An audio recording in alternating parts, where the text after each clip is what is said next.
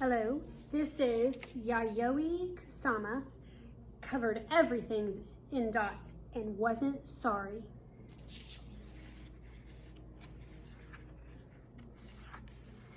My name is Yayoi. I am an artist and I'd like to tell you my story. I was born in Matsumoto, a historic city in Japan with a beautiful castle. I have always loved drawing more than anything else in the world. When I was a little girl, I carried a sketchbook with me wherever I went. I drew everything I saw. I would sit in the meadows between the flowers and plants and see things around me that other people didn't. I rushed to draw them in my sketchbook before they disappeared. I used to dream of becoming a famous artist. I longed to fly away to other countries where artists were doing exciting new things. So when I grew up, I decided to leave Japan. My mother didn't want me to go, but I was determined to make my dream come true. I got on a plane and flew to America. I arrived with a suitcase full of drawings and some money I had hidden in my shoes, but the money soon ran out. With nothing left to buy food, I went to the market to pick up scraps. I would find fish heads and cabbage leaves that had been thrown away, which I used to make soup. At least it was something. I lived on my own in an apartment where I painted day and night.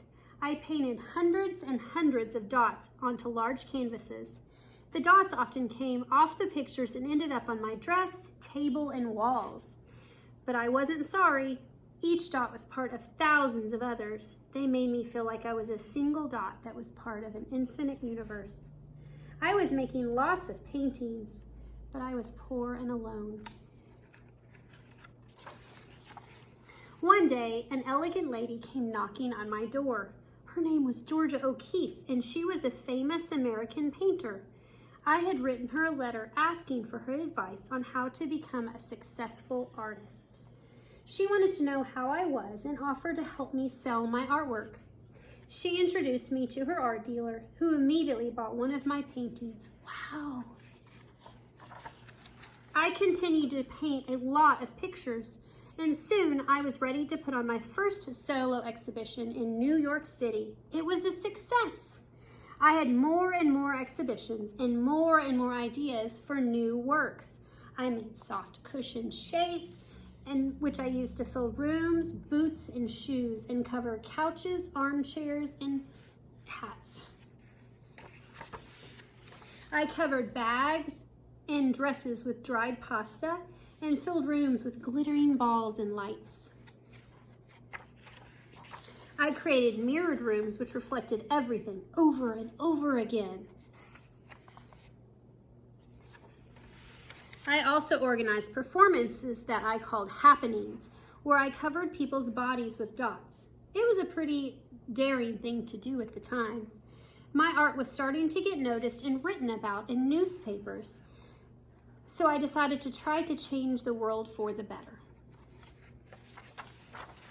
I organized a happening on the streets of New York to protest against the war in Vietnam. I covered lots of men and women in dots, and they handed out leaflets with messages of freedom and peace. But it didn't last long because the police came and arrested me. As soon as I was released, I started working even harder than before. I held other happenings. I made films, I published a newspaper, and I created unusual party dresses. Some had big holes cut out of them, and others were made for two people to wear together.